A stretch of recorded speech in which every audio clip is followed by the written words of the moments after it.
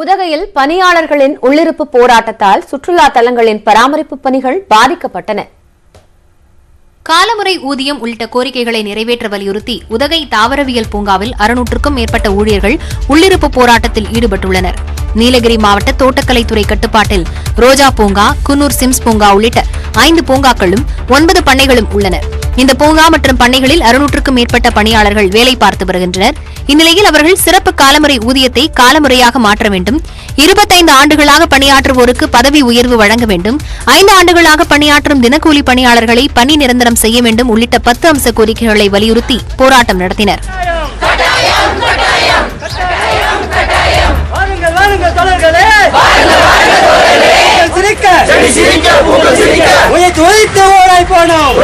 பணியாளர்களின் உள்ளிருப்பு போராட்டத்தால் தாவரவியல் பூங்கா, ரோஜா பூங்கா, குன்னூர் சிம்ஸ் பூங்கா உள்ளிட்டவற்றில் பராமரிப்பு பணிகள் பாதிக்கப்பட்டன.